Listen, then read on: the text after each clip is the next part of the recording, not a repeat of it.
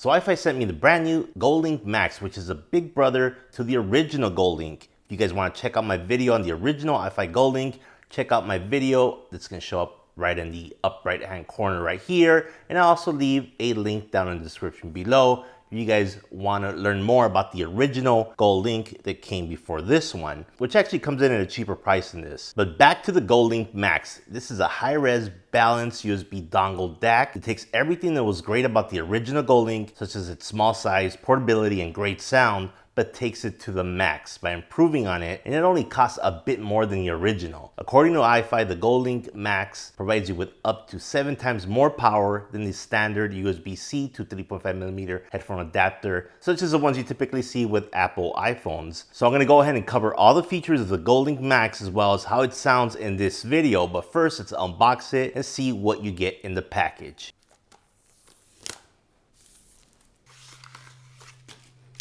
So here's what you get in the inner package, as well as some documents right there. So you do get the small setup guide, as well as this quick start guide. And here's the main attraction, the Golink Max. And as you can see, it's very small. You're gonna be able to carry this everywhere with you. Just stick it in your pocket and you're good to go. And now if you do have an older iPhone or iPad, it does include a USB-C to Lightning adapter. And you also get a USB-C to USB-A adapter if you want to hook it up to your PC or laptop. Okay, so taking a look at the Golink Max, the dimensions are 5.9 inches by 0.6 inches by 0.4 inches. And it's actually very light, coming in at only 0.5 ounces. For the input, we have USB-C. And for the outputs, we have a 4.4mm balance connector, as well as a 3.5mm connector with S-Balance technology. And the S-Balance technology is something proprietary to iFi. They pretty much make it so that it turns the 3.5mm into kind of like a balanced circuit using some proprietary techniques. But if you guys want to read more about that, you can check it out on iFi's website. Now, another cool thing right here is it has a built-in LED, and this tells you the audio format and quality of the audio being played, which changes colors depending on what that format and quality is. And here we see what the different colors mean. For green, it has PCM up to 96 kilohertz. For yellow, PCM all the way up to 384 kilohertz. And if it's playing DSD audio format, if it's cyan, then it's DSD up to 128. If it's blue, then it's DSD up to 256. Now the Golink also supports MQA. If you are listening to a streaming service that supports MQA, you'll be able to use it with the iFi Golink Max. And let's take a closer look at this little audio cable here. It's really nice, braided, and I like that both sides have a strain relief here. So if you do add some tension to it, you're not gonna damage the cable. So it really has some nice attention to detail there. And I would say the overall quality of this product is very nice. The construction seems like it's all made out of metal. And I believe that the connectors are also gold plated, which is really nice. You get that high-res audio certification sticker there. And yeah, I could totally see myself daily driving this DAC because it's so small. It fits in your pocket, it fits in your backpack, whatever bag you're gonna carry. And you don't have to carry a lot more to listen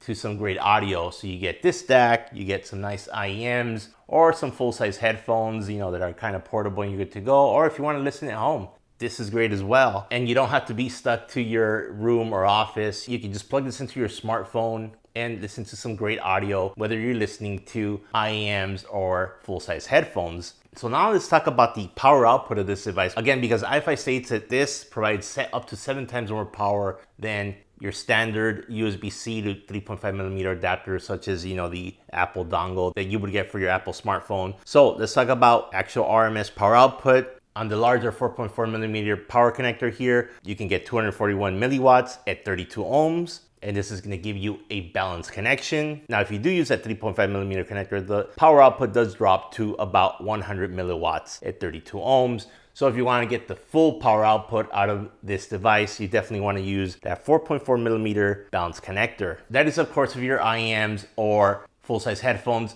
have a connector to connect up to that 4.4 port. So what about the features that contribute to how this DAC sounds? Well, the cool thing about the Golink Max is that it uses dual ESS ES9219 Sabre DAC chips, which are each dedicated to a channel. The Golink Max also uses balanced circuitry, which helps to reduce noise and interference. It's nice to have a balanced design in a lower cost device such as this, because you usually only see balanced circuitry incorporated in higher priced audio devices. Another cool feature is that the Golink Max has hardware-based volume control. That means that when you adjust the volume on your device, such as your smartphone or your laptop, for example, the volume change actually happens directly on the DAC chips. And over the years of listening to audio, in my experience, this is a better solution. iFi also incorporated something called dynamic range enhancement, which lets you hear more of your music. It lets you hear more of those deeper lows and those sharper highs up above in the treble region. And so yeah, reasons to spend a little bit more to get the iFi Golink Max is it will improve the audio quality coming from your smartphone.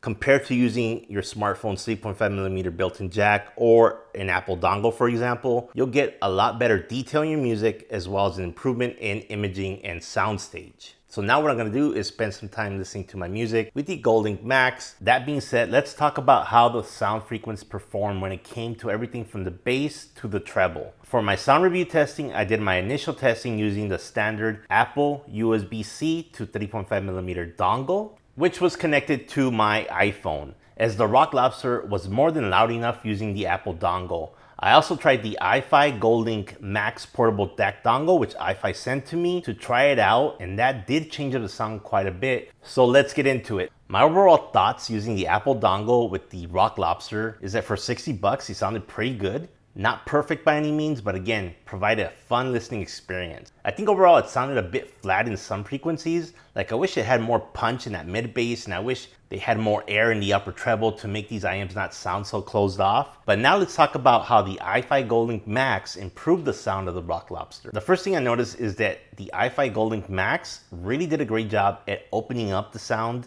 especially in the upper treble. It really added a lot more air, and that claustrophobic feeling went away when I was listening to my music. This especially stood out with the song Rock Lobster by B-52s. Before, just with the Apple dongle, the song sounded really closed off with not much air in the treble. One thing that the iFi Golink Max also did is it brought the music to life. Things that sounded really flat and relaxed now had much more energy, and I really started to enjoy the music much more when I started using the iFi Golink Max. The music sounded less compressed with the iFi DAC dongle. Even bass had more impact now, so it really improved the entire frequency range. The soundstage was also wider now, which was a definite plus. Music now sounded like it was being played live, which was very interesting. I was really impressed with the iFi Golink Max, and it definitely created great synergy with the Apple's Rock Lobster. If you can spend a little bit more and get the iFi Golink Max, it will really take the Rock Lobsters to the next level. I'll go ahead and leave links to everything in this video down in the description below in case you guys are interested in picking these up. If you guys want to learn more about the Apple's Audio Rock Lobster IEMs featured in this video, go ahead and check out the video that will pop up on your screen right now, where I go more in depth into the build quality as well as how the Rock Lobsters sounded. So make sure to check that out if you're interested.